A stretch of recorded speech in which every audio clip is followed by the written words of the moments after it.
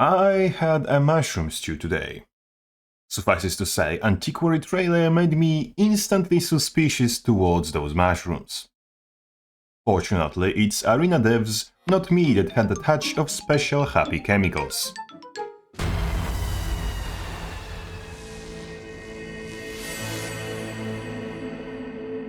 Antiquary looks bizarre, in the best way possible, as your class mechanic of stealing basically becomes empowered, granting more and better stolen skills, which mostly follow a vibe of random wacky bullshit.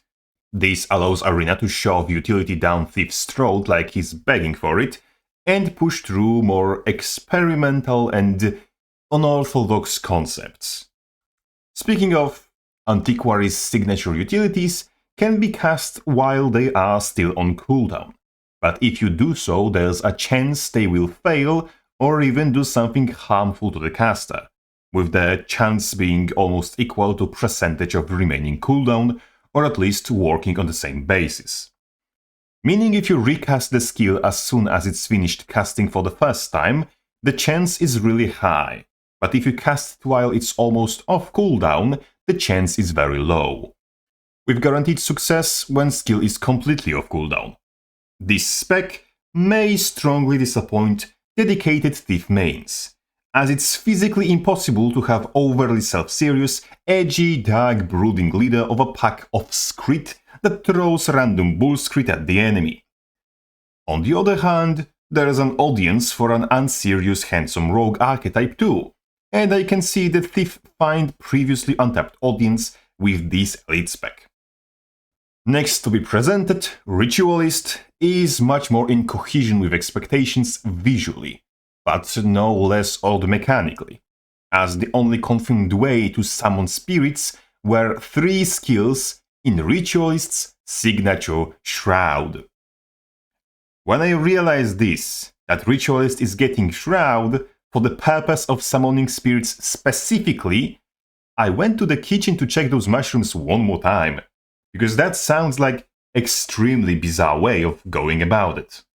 Moreover, spirits disappearing when you leave Shroud, unless you equip a trait, make me wonder even more what and why went through creator's mind while making this.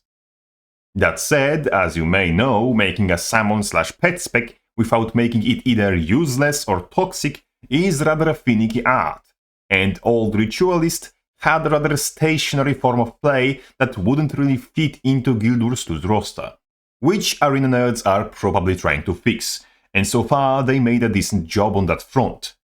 My first verdict? Let them cook.